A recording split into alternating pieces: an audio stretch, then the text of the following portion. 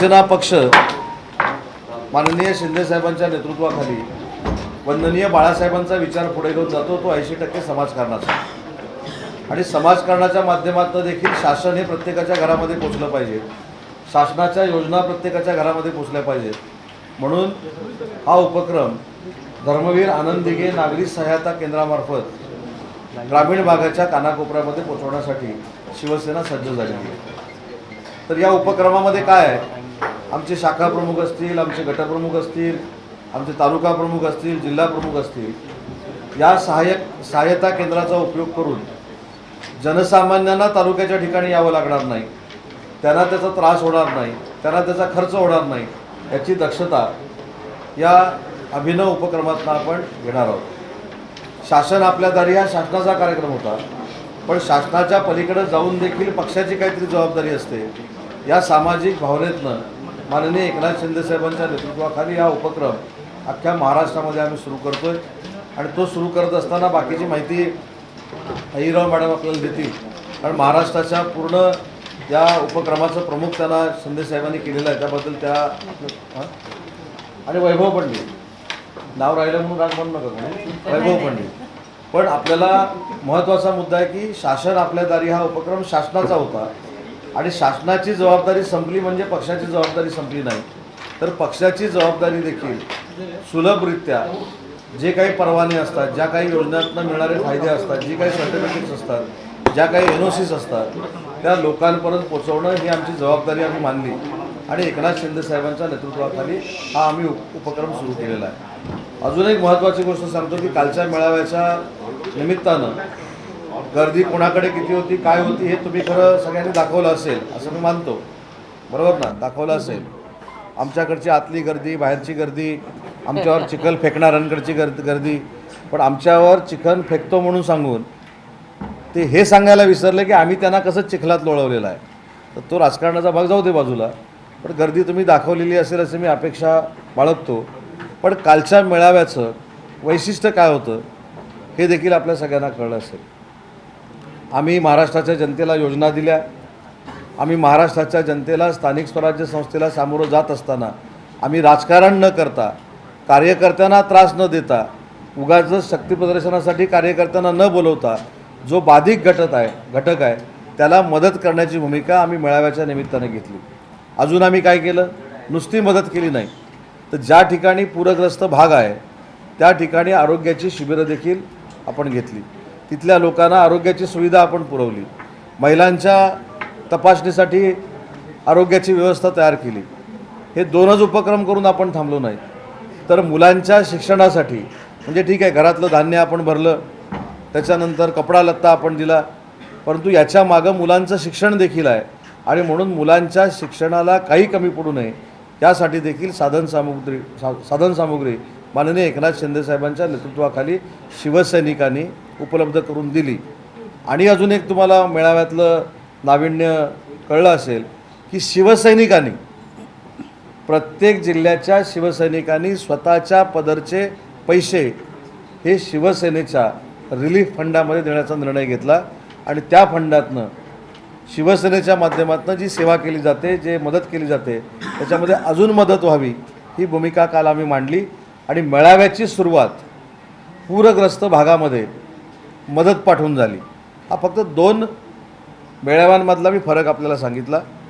काही म्हणले की चिखलात आमची एवढी गर्दी आहे, चिखलात आमची तेवढी गर्दी आहे, चिखलात असं झालं, चिखलात तसं झालं. काही लोकांना चिखलाशिवाय आता पलीकडे काही दिसेना असं झालेलं आहे. त्याच्यामुळे त्यांचा चिखल त्यांना लक्ष लाभ होऊ दे. आमच्या योजना लोकांपर्यंत पोहोचवण्याची जबाबदारी आमची आहे आणि त्याच्यासाठी खास करून माननीय साहेबांच्या नेतृत्वाखाली हा कार्यक्रम आम्ही जाहीर केला आहे आणि त्याच्यासाठी पत्रकार परिषद होती. नंतर पण ताई बोलतील ना. गणेश नाईकांनी प्रामुख्याने आज गंभीर आरोप केलेले आहेत की नालायकांच्या हाती नवी मुंबई महानगरपालिका जाऊ नये असं स्पष्ट शब्दात म्हटलेले आहेत. कसं पाहता याकडे आपण? नाही देणार ना त्यांच्या हातात आम्ही. काय म्हणले ते? ते काय बोलले यांनी सांगितलं, काय बोलले ते? नालायकांच्या हातात नवी मुंबई महानगरपालिका 100% नवी मुंबईतली जनता त्यांच्या ताब्यामध्ये नवी मुंबईची सत्ता देणार नाही, त्याची चिंता करण्याची आवश्यकता नाही.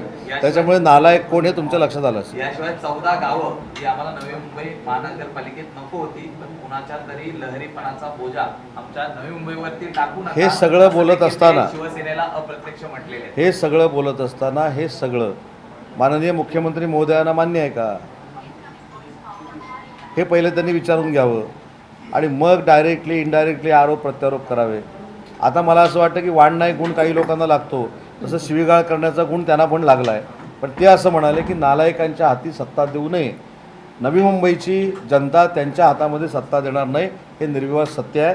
त्याच्यामुळे नालायक कोण आहे याचा अभ्यास तुम्ही करावा. गेल्या काही दिवसापासून सातत्याने हा वाद आपण नवी मुंबईमध्ये बघतो. तुम्ही समन्वय समितीमध्ये आहात, समन्वय समितीमध्ये ज्यावेळेस बैठक होतात त्यावेळेस त्या वादावर काय नाही, समन्वय समितीमध्ये जरी असलो तरी माझ्या नेत्याबद्दल माझ्या मनामध्ये आदर आहे. त्यांच्यावर टीका केलेली आम्ही सहन नाही करणार. मुद्दा असा राहतो, समन्वय समितीमध्ये समन्वय साधण्यासाठी आपण असताना समन्वय समितीमध्ये काही अडचणी सांगितल्या पाहिजेत. जर समन्वय समितीची तेवढी कुवत नसेल तर त्यांनी देवेंद्रजी असतील, एकनाथ शिंदेसाहेब असतील, अजितदादा असतील यांच्यावर बसलं पाहिजे. उठसूट एकनाथ शिंदेसाहेबांवर टीका केलेली खपून घेणार नाही, हे मी स्वतः नवी मुंबईमध्ये जाऊन सांगितलेलं आहे. त्याच्यामुळे माझी गणेश नाईक साहेबांना देखील विनंती आहे, ते सिनियर आहेत, आमच्यापेक्षा अनेक राजकीय पावसाळे त्यांनी जास्त बघितलेले आहेत. त्याच्यामुळे त्यांच्या मनामध्ये ज्या काही शंका कुशंका काय असतील त्यांनी शिंदेसाहेबांची वेळ घ्यावी. ते उपमुख्यमंत्री आहेत, ते मुख्यमंत्री होते. आपण मुख्यमंत्री व्हावं किंवा आपण उपमुख्यमंत्री व्हावं असं प्रत्येकाला वाटत असतं, पण ज्याच्याकडे कर्तृत्व आहे, ज्याच्याकडे नेतृत्व आहे, तो या पदावर जाऊन बसतो. तेव्हा त्यांना भेटावं. उगाच शिंदेसाहेबांबद्दल किंवा आमच्या शिवसेनेबद्दल टीका टिप्पणी करण्यापेक्षा UBTबद्दल करावी. ते UBTच्या जवळ गेलेत की काय असं आम्हाला आता थोडाफार भास व्हायला लागला आहे. त्याच्यामुळं माझी त्यांना विनंती आहे, ते सिनियर आहेत, माझी जेवढी राजकीय कारकीर्द आहे किंवा वय आहे तेवढी त्यांची राजकीय कारकीर्द झाली हे उद्या ते प्रेस घेऊ शकतात, म्हणून मी पहिलंच सांगून ठेवतो की माझ्या वया एवढी त्यांची राजकीय कारकीर्द झाली आहे. ते सिनियर आहेत, त्यांनी हे आपापसात त्यांच्या जर काही शंका असतील तर मुख्यमंत्र्यांशी बोललं पाहिजे, उपमुख्यमंत्र्यांशी बोललं पाहिजे. का तिथल्या आमच्या लोकांना बोलता येत नाही का, आमच्या खासदार साहेबांना बोलता येत नाही का, आमच्या तिथल्या जिल्हा प्रमुखांना बोलता येत नाही का. पण साहेबांचं सांगणं असतं की BJPमध्ये काम करणाऱ्या नेत्यावर टीका करू नका. या गोष्टी सगळ्यांनी सांभाळल्या पाहिजे. आदित्य ठाकरे उद्योग विभागावरती प्रश्नचिन्ह उपस्थित केलेलं आहे. त्यांचं म्हणणं आहे की कोणी? आदित्य ठाकरे त्यांचं म्हणणं आहे की सुकाळ आणि आस्थापनांना 24 तास पुढे ठेवण्यासंदर्भात तुम्ही जो निर्णय काढलाय त्याची काही गरज नव्हती. त्यांनी जानेवारी 2020 मध्येच अशा पद्धतीचा निर्णय दिलेला होता, फक्त त्याला भाजपकडनं विरोध होता म्हणून तो अंमलात आणला जातो. कुठच्या विभागाने केले? इंडस्ट्री नाही, उद्योग, ऊर्जा, कामगार असा तो GR निघालेला आहे. त्यामुळे मला त्याच्यावर काय अभ्यासावर कोणाच्या बोलायचं नाही. माझं फक्त म्हणणं असं आहे की त्याच्यामध्ये मद्यविरहित दुकानं असं बोलल्यामुळे राग नाही आलाय कोणाला. माझं बाकी काहीच म्हणणं नाही. खातं कुठचं आहे, काय कुठचं आहे. माझं म्हणणं असं आहे की या बाबतीतली भूमिका त्यांची पण अशीच होती. त्यांची भूमिका असताना कुणी विरोध केला, काय केला मला माहीत नाही, पण त्यांची ज्यावेळी भूमिका होती त्यावेळी त्याच्यामध्ये काही त्रुटी होत्या. त्या त्रुटी कशासाठी दूर केल्या, त्या त्रुटी जर दूर केल्या नसत्या तर त्याचा नाहक त्रास हा जनसामान्यांना झाला असता. आणि ते काही 24 तास कुठचं आता माझं दुकान आहे म्हणून मी उघडंच ठेवलं पाहिजे असा नियम नाही केला आहे. ते ऐच्छिक आहे. त्याच्यामुळं नियमाचं पालन करूनच ते उघडं ठेवावं लागेल. उठसूट आपल्याला त्याच्यामधनं काही विक्री करता येईल असं त्याच्यामध्ये नाही आहे. त्याच्यामुळे काही मंडळींनी त्या GRचा अभ्यास करावा आणि त्या डिपार्टमेंटचा अभ्यास करावा. कुठली त्रुटी अशी होती की ज्याने जनसामान्यांना त्रास झाला असता? असंख्य होत्या. सगळ्याच गोष्टी शासनानं सांगितल्या पाहिजे अशातला भाग नाही. असंख्य त्रुटी होत्या आणि त्या असंख्य त्रुटीच्या जीवावर एखादा GR काढणं हे त्यावेळी चुकीचं ठरत होतं, म्हणून त्यावेळी काढला नसेल. राजन तेली यांना काल प्रवेश केला कुठेतरी सावंतवाडीमध्ये. आता महायुतीतच कुठेतरी रस्सीखेच पाहायला मिळते. मी स्पष्ट सांगतो, इथं कुठेही महायुतीमध्ये रस्सीखेच नाही. माननीय माजी मंत्री दीपक केसरकर साहेबांचा सन्मान आहे. राजन तेली हे कुठच्याही परिस्थितीमध्ये सावंतवाडी मतदारसंघामध्ये दीपक केसरकर साहेबांचा फायदाच करून देतील, त्यांचा तोटा करणार नाहीत. त्यांनी त्यांचं जे काय राजकीय फोकस करायचं ठरवलेलं आहे ते कणकवली मतदारसंघावर ठरवलेलं आहे, त्याच्यामुळे सावंतवाडीवर नाही. आणि या बाबतीत त्यांनी स्वतः खुलासा केलेला आहे. राजन तेली साहेबांच्या पक्षप्रवेशामुळं दीपक केसरकर साहेबांची 100% ताकद वाढेल आणि दीपक केसरकर साहेब सांगतील तेच विधानसभेचे उमेदवार असतील आणि दीपक केसरकर साहेबांच्या पॅरलल यंत्रणा तयार करण्याची कोणाची इच्छा नाही, कारण ते शेवटी माझे देखील ज्येष्ठ सहकारी आहेत, निलेशजी राणेंचे देखील ज्येष्ठ सहकारी आहेत. त्याच्यामुळे राजन तेलींचा फायदा त्यांना होईल. राजन तेलींच्या नेतृत्वामुळं कोणालाही पॅरलल यंत्रणा तयार केली जाणार नाही. रायगडमध्ये सर प्रामुख्याने रायगडचे आपण पालन मित्र पक्षाचे आमदार आहेत. मग मतदारसंघावर त्यांच्यावर फोकस असेल नाही म्हटलं, मतदारसंघावर फोकस असेल असं राजन तेली साहेब म्हणाले, मी नाही म्हणालो. स्थानिक पहिली गोष्ट अशी आहे की राजन तेली साहेब कणकवलीमध्ये फोकस होते, म्हणजे नितेश राणेंच्या विरोधामध्ये काही यंत्रणा तयार करण्यासाठी फोकस नाही. तिथे आमचे स्थानिक स्वराज्य संस्थेचे पंचायत समितीचे मेंबर नाही आहेत, ते निवडून आणण्यासाठी ते प्रयत्न करतील. जिथं आमदार नाही तिथं संघटना वाढण्यासाठी ते प्रयत्न करतील. मालवण कुडाळमध्ये निलेशजी राणे स्वतः आमदार आहेत, तिथं प्रश्न काही येत नाही. दीपक केसरकर स्वतः सावंतवाडीमध्ये आहेत, तिथं काही लक्ष द्यायची आवश्यकता नाही. लक्ष कुठं देणं गरजेचं आहे, जिथं आमचा लोकप्रतिनिधी नाही तिथं. पण महायुतीमध्ये नितेश राणेंनाच आम्ही पाठिंबा देणार, तिथं काही दुसरं नाही. नितेश राणेच हे महायुतीचे आमचे उमेदवार असणार आहेत. त्याच्यामुळे तिथं परत आणि वेगळा प्रश्नाला हे नको, स्कोप नको म्हणून पण सांगितलं. सर, स्थानिक स्वराज्य संस्थांच्या निवडणुका बघितल्या, एक मिनिट थांब. स्थानिक स्वराज्य संस्थांच्या निवडणुका बघितलं, आता राष्ट्रवादी असेल, शिवसेना आणि भाजप. राष्ट्रवादीने तर आता बऱ्याचदा जाहीर बोलायला सुरू केलं. प्रफुल्ल पटेल बोलतात की स्थानिक पातळीवर आम्ही निर्णय घेऊ आणि एकटं लढायची आमची तयारी आहे. ह्या सगळ्या आहेत. गणेश नाईक असतील, इकडे प्रफुल्ल पटेल असतील. अंतर्गत वाद पाहिले तर एकट्यानं लढायची संपूर्ण शिवसेनेची तयारी आहे. जर त्या बघा, ठिकाणचं मी आज पत्रकार परिषदेमध्ये सांगितलं की आम्ही पण एकतर्फी लढणार, आम्ही पण स्वबळावर लढणार. मला तो अधिकार आहे का? ज्यांना अधिकार नाही त्यांना बोलू द्या ना, काय फरक पडतो? निर्णय कोण घेणार आहे? माननीय देवेंद्रजी फडणवीस साहेब घेणार, आमचे शिवसेनेचे मुख्य नेते एकनाथ शिंदे साहेब घेणार आणि अजितदादा घेणार. पण काल भाषण संपवत असताना स्पष्ट केलं आहे माननीय एकनाथ शिंदे साहेबांनी, आपल्याला महायुतीचाच भगवा हा स्थानिक स्वराज्य संस्थेवर फडकवायचा आहे. ही स्पष्ट आमच्या शिवसेना पक्षाची भूमिका आहे. राष्ट्रवादी मात्र रायगडमध्ये गोरवे म्हणतात की तटकरेंसोबत युती चालणार नाही. बाळासाहेब ठाकरे यांचा मृत्यू झाल्यानंतरही 2 दिवस त्याची घोषणा करण्यात आली नाही. अनेक त्यांचे नाही, याच्यामध्ये एक लक्षात घ्या, याच्यामध्ये आमचा शिवसेनेतला प्रवास आणि त्यांचा शिवसेनेतला प्रवास याच्यामध्ये जमीन आसमानाचा फरक आहे. ते शिवसेनेचे सिनियर नेते आहेत, तर त्यांच्याकडे जर काय ॲडिशनल माहिती असेल तर तुम्ही त्यांनाच विचारली पाहिजे ना. रायगडचा महत्वाचा प्रश्न आहे. स्थानिक स्वराज्य संस्थांची घोषणा किंवा कामाला लागण्याच्या सूचना शिंदे साहेबांनी दिल्या असल्या तरी थोरवे म्हणतात तटकरेंसोबत युती नाही नाही नाही. त्याला काय ही महेंद्र थोरवेंची वैयक्तिक भूमिका असू शकते. जर शिंदे साहेबांच्या आदेशाप्रमाणे प्रत्येक जिल्ह्यामध्ये युती करायचा निर्णय झाला तर युती करावीच लागेल, हे पक्षाचं बंधन प्रत्येकावर असणार आहे. पहिलं संपवतो. उद्धव ठाकरेंनी असं काल फोटो स्टेटमेंट दिलेलं आहे, आम्ही दोघं एकत्र आलो राज ठाकरे एक पुढे एकत्र राहण्यासाठीच.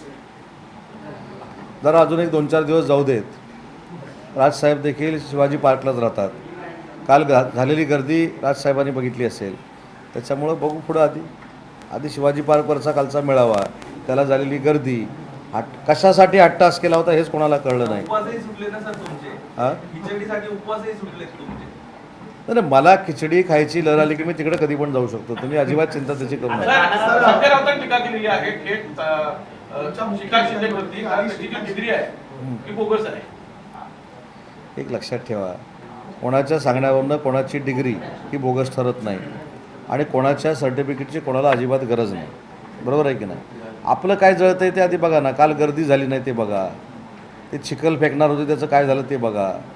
त्यामुळं आपल्या पक्षाचं नेतृत्व करत असताना आपल्या दिव्याखाली अंधार किती आहे हे बघणं गरजेचं आहे. एकनाथ शिंदे साहेबांचं नेतृत्व हे त्यांच्या मतदारसंघानं मान्य केलेलं आहे आणि ते एकदा नाही. मी असं अनेक वेळा सांगितलं की एकदा कदाचित एकनाथ शिंदे साहेबांचे चिरंजीव म्हणून त्यांनी निवडणूक लढवली असेल, परंतु नंतरच्या दोन्ही निवडणुका स्वतःच्या कर्तृत्वावर स्वतःची इमेज तयार करून त्यांनी लढवलेल्या आहेत. म्हणूनच नरेंद्र मोदी साहेबांच्या नेतृत्वाखाली ते परदेशामध्ये गेले. त्यांनी सिंदूरचं जे प्रेझेंटेशन करायचं होतं त्या कमिटीचं अध्यक्षपद भूषवलं. म्हणून काही लोकांना पोटसूळ उठतो, कारण आपल्यासमोरचा मुलगा किंवा आपल्यासमोरचा कार्यकर्ता ज्यावेळी देशाच्या पातळीवर मोठा होत असतो तर काही लोकांना पोटदुखी असते, परंतु त्यांच्या सर्टिफिकेटवर बोलण्याचा अधिकार कोणाला नाही.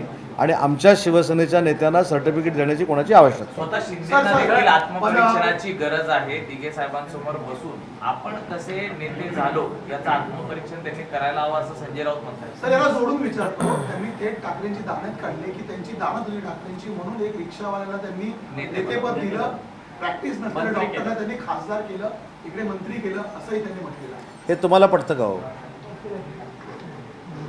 नाही, आता कसं आहे, आपण ते बोलतात ते आम्हाला तुम्ही प्रश्न विचारतात तुमच्याबद्दल, पण हे तुम्हाला पटतं का? ज्या माणसाच्या घरामध्ये अनंत अडचणी येऊन सुद्धा जो माणूस स्वतःच्या इमेजवर, कर्तृत्वावर महाराष्ट्राचं राजकारण करतो त्याचं खरं कौतुक करायला पाहिजे. त्याच्यावर एवढं घाणेरड्या पद्धतीनं, आणि हे बघा नियती आहे बघा, काळ आहे, कोणाला कोण माफ करणार नाही. म्हणजे मी हे सांगत नाही म्हणजे काहीतरी अंधश्रद्धा म्हणून, पण जे काही चाललेलं आहे, सकाळी उठायचं आणि फक्त शिंदेसाहेबांना शिव्या घालायच्या, हे फार चुकीचं आहे. हे सगळं नियती बघते, काळ बघतोय, आणि काळ हेच याला उत्तर आहे. म्हणूनच काल चिखल झाला ना, त्याचं कारण हे आहे. ही जी पत्रकार परिषद होते म्हणूनच चिखलानं माखलंय सगळं. सर, या मराठी पुढच्या माणसाला- रिकाम्या मराठी- खुर्च्यांमध्ये जेव्हा त्यांना प्रश्न विचारला तर त्यांनी काढता पाय घेतला हा. आणि पुढच्या रिकाम्या असल्या संदर्भाच्या वेळी प्रश्न विचारण्यात आला. शिवाजी पार्क मधल्या काल सभेमध्ये उद्धव ठाकरे व्यासपीठावर आले तरी बऱ्याचशा खुर्च्या रिकाम्या होत्या, किंवा एक व्यक्ती 2 खुर्च्या घेऊन बसला होता पावसात भिजून म्हणून, तरीही निम्म्या खुर्च्या रिकाम्या दिसून आल्या. मग काय केलं त्यांनी? त्यांना प्रश्न या संदर्भात विचारला, मात्र त्यांनी उत्तर देणं टाळलं राहतं. याचं उत्तर काय असू शकतं? म्हणून मगाशी मी सुरुवातीलाच सांगितलं की आमचा झालेला MMR रिजनमधल्या पदाधिकाऱ्यांचा मेळावा आपण बघितला आणि शिवाजी पार्कमधला आपण मेळावा बघितला. त्याच्यामुळे त्याचं खरं ॲनालिसिस तुम्हीच केलं पाहिजे, आम्ही करण्यापेक्षा. आम्ही केलं तर आम्ही साहेबांच्या नेतृत्वाखाली काम करतो म्हणून ते केल्यासारखं होतं, परंतु जनतेनंच काल उत्तर खरी शिवसेना कोणाची हे दिलेलं आहे. मराठी माणसाला हद्दपार करण्याचं पाप अमित शहा करतायत आणि ते एकनाथ शिंदेच्या हाती कुऱ्हाड अमित शहा दिला असं म्हणतात असं कोण म्हणतं? संजय राऊत खुर्च्यांसमोर की आता कधी? आज सकाळी पत्रकार परिषदेत. बघा, साहेबांची ही टॅगलाईन आहे की जी लोक मुंबईतनं बाहेर गेलेली आहेत, बदलापूरला गेलेली आहेत, वसईला गेलेली आहेत, विरारला गेलेली आहेत, MMR रिजनमध्ये गेलेली आहेत, त्यांना पुन्हा आणण्याची जबाबदारी राज्याचे उपमुख्यमंत्री आणि गृहनिर्माण मंत्री म्हणून माझी आहे, शिवसेनेची आहे. ही घोषणा काही लोकांना टोचते. मग आता हे लोकांपर्यंत जर गेलं तर परत धुवा होणार. मग काहीतरी साहेबांबद्दल अजून काहीतरी गैरसमज करायचा. साहेबांनी काल एक जे वाक्य सांगितलं ते महत्त्वाचं आहे की आता मुंबईची निवडणूक आल्यामुळं मुंबई महाराष्ट्रापासून तोडणार आहेत अशी भाषणं आता सुरू करतील, आणि कोणाचीही औलाद, कोणाचाही बाप हे तोडू शकत नाही आता भाषणं सुरू होतील. त्याच्यामुळे त्याचा खुलासा पण साहेबांनी केला. कोण कुठं तोडायला जात नाही मुंबई, आणि मुंबई जो कोण तोडायचा प्रयत्न करेल त्याच्याबद्दलची आमची भूमिका काय असेल हे देखील साहेबांनी सांगितलेलं आहे. हे कोणाच्या बापाला देखील शक्य सर, नाही. भाजप पगारी मतदार तयार करते, भाजप पगारी मतदार तयार करत आहे, त्यामुळे बिहारमध्ये 10,000 रुपये महिन्याला देत आहेत. काय ते? भाजप पगारी मतदार तयार करते, पगारी मतदार असं संजय राऊतांनी म्हटलेलं आहे. त्यामुळे 10,000 रुपये बिहारमध्ये देत आहेत महिलांना. स्वतःची सत्ता गेली, स्वतःला मतदान झालं नाही की काहीतरी कारण असतं. त्याच्यामुळं आज तुम्ही तुमच्याकडे लिहून ठेवा, हा आरोप झाला याचा अर्थ बिहारची निवडणूक त्यांच्या हातातनं गेली, म्हणजे तिथे NDAचं सरकार येणार. एक महत्त्वाचा प्रश्न आहे. आतापर्यंत मुंबईवर महापालिकेवर शिवसेनेचा महापौर होता गेली कित्येक वर्ष. आता भाजपचा महापौर येईल असं भाजपतर्फे सांगितलं होतं. नाही, मगाशी त्याचं मी उत्तर दिलं. मी आता सांगितलं की रत्नागिरीमध्ये असं असं होणार आहे. मला तो अधिकार आहे का? शेवटी हे निर्णय शिवसेनेचे माननीय एकनाथ शिंदेसाहेब घेतात आणि भाजपाचे देवेंद्रजी घेतात. त्याच्यामुळं आता बघा ना, मगाशी कोणीतरी सांगितलं की अमुक अमुक म्हणाले इकडं युती नको. शेवटी हे सगळे निर्णय घेण्याचे अधिकार माननीय एकनाथ शिंदे साहेबांना आहेत, ते निर्णय घेतील. पण यातून ध्वनीत असं होतं की भाजपचे नगरसेवक जास्त येतील. हे ध्वनीत होते बघू. सर, संजय मुंडे तुमचे जुने मंत्रिमंडळातील सहकारी होते, त्यांचं म्हणणं आहे की गेले कित्येक दिवस, 250 दिवस झालं मला बाहेर ठेवलेलं आहे मंत्रिमंडळाचं. जे आरोप माझ्यावर झाले ज्यामुळे मला पायउतार व्हावं लागलं, त्यातूनही क्लीन चिट मिळालेली आहे. आता तरी मला काम मिळेल का? काय एकंदरीत एक नाही, ते माझे मित्र आहेत, मित्र होते आणि मित्र राहतील, पण त्यांचा पॉलिटिकल निर्णय मी नाही, अजितदादा घेणार ना. त्याच्यामुळं हे अजितदादा आज भेटले की विचारून टाका की बाबा काय कसं काय चाललंय ते. उदयजी काल के सर, मराठी भाषेबद्दल विषय आहे. मराठी भाषा, मराठी. सर, मराठी. उदयजी कल की जो सभा हुई थी उसमें खास करके जब उद्धव ठाकरे ने कहा कि कुछ लोग चाहते हैं कि राज ठाकरे और उद्धव ठाकरे अलग हो जाए, लेकिन ऐसा नहीं होगा और हम दोनों एक साथ लड़ेंगे और फिर से मुंबई नाही, में मी 2 मिनटं फक्त मराठीतले 2 विषय अजून मोकळे करतो आणि मग करतो. साहेबांची अशी एक भूमिका आहे शिंदे साहेबांची की जे बाळासाहेबांचं स्वप्न होतं 40 लाख घरांचं, तो विभागच आता एकनाथ शिंदे साहेबांकडे आला आहे. म्हणून रमाबाई आंबेडकरमधलीच 17,000 घरं हा बांधण्याचा निर्णय माननीय एकनाथ शिंदे साहेबांनी घेतला आहे. धारावीच्या बाबतीमध्ये झोपडपट्टी निर्मूलन व्हावं यासाठी देखील भूमिका ही बाळासाहेबांची होती, ती भूमिका शिंदे साहेबांची आहे. त्याच्यामुळं काही लोकांना दुखतं, खुपतं, काही लोकांना त्यातली टेंडर मिळाली नाहीत म्हणून खुपतं. आणि आत्ता जी माझ्याकडे एक बातमी आली, आत्ताच मला दाखवली, ती बातमी अशी आहे की रिकाम्या खुर्च्यांचं भाडं कोणी द्यायचं याच्यावरनं जोरदार वादावादी काहीतरी आज सकाळी झालेली आहे. तर ती जरा माहिती काढा. हिंदी में बताइए कि कल की भाषण को कैसे देखते हैं, खासकर उद्धव ठाकरे ने और जो सभा आयोजित की, दूसरा उन्होंने जो राज ठाकरे और उद्धव ठाकरे के इकट्ठा रहने पर कहा कि हम लोग इकट्ठा रहेंगे, कुछ लोग चाहते हैं कि अलग अलग. नहीं, वो ठीक है, वो तो खुद यूबीटी के पक्ष प्रमुख जो है उन्होंने बोला है, राज साहब ठाकरे ने नहीं बोला है. दूसरा ऐसा है कि हमारा जो मिलावा था वो MMR रीजन के जो हमारे प्रमुख पदाधिकारी हैं उनका मिलावा था, और खुद माननीय एकनाथ शिंदे साहब ने कहा था. और जो दसरा मिलावा था, उत्तर महाराष्ट्र के लोग या विदर्भ के लोग या मराठवाड़ा के लोग यहाँ नहीं आए, ये निर्देश खुद एकनाथ शिंदे साहब ने दिए थे. उन्होंने वहाँ जो बाधित लोग हैं उनके साथ दशहरा मनाया है. और MMR रीजन का मिलावा कितना हजार लोगों का था ये आपने खुद देखा है. सीएम ने आज ही कहा कि 1,000 रुपये मेरा उद्धव ठाकरे ने बचाया, क्योंकि उन्होंने फिर पूरे भाषण में एक भी जगह कहीं विकास की बात नहीं की, सिर्फ एक दूसरे के ऊपर कीचड़ फेंकी. नहीं, लेकिन जो कीचड़ RSS के ऊपर उन्होंने उठाया था, जो कीचड़ उन्होंने देवेंद्र जी के ऊपर उठाया था, और जो कीचड़ उन्होंने मेरे ख्याल से बीजेपी के बारे में उन्होंने कुछ कहा था, उसको भी महायुति का जो हमारा गठबंधन है उससे लीडरशिप माननीय एकनाथ शिंदे साहब कर रहे हैं. इसलिए उन्होंने भी कल बोला है ना मेलावा में कि क्या RSS की भूमिका है, RSS कैसा पूरे देश में काम कर रही है, यानी देवेंद्र जी का काम कैसा चल रहा है, इसका जवाब कल एकनाथ शिंदे साहब ने भी दिया है. गणेश नाइक जिस तरीके से नवी मुंबई में खास करके शिवसेना आपके नेताओं के ऊपर खुलेआम इस तरीके से टीका टिप्पणी कर रहे हैं और अपना अपशब्दों का उपयोग कर रहे हैं, इससे क्या शिवसेना उनको ये बताएगी? नहीं, उससे शिवसेना डैमेज नहीं होगी, उससे वो खुद डैमेज होंगे, क्योंकि एकनाथ शिंदे साहब ने कभी भी बयानबाजी नहीं की है. और अगर मैं बोलूँ कि गठबंधन नहीं होना चाहिए तो जो अधिकार है वो मुझको नहीं है ना. हमने जो अधिकार दिया है वो शिवसेना के मुख्य नेता एकनाथ शिंदे साहब को दिया है, बीजेपी का अधिकार देवेंद्र जी को दिया है. वो तय करेंगे महायुति करना है नहीं करना है, हम नहीं कह सकते. आज मराठी भाषा अभिजात दिन का एक बड़ा कार्यक्रम आपके विभाग द्वारा हुआ. क्या क्या चीजें उसमें टिकट जारी किए गए, कुछ और OTT प्लेटफॉर्म जारी किए गए, क्या क्या चीजें और भविष्य में आपने? आज वर्धापन दिन जो था उसमें OTT प्लेटफॉर्म हमने क्रिएट किया है, टपाल क्रिएट किया है, 3-4 ग्रंथों का हमने प्रकाशन किया है.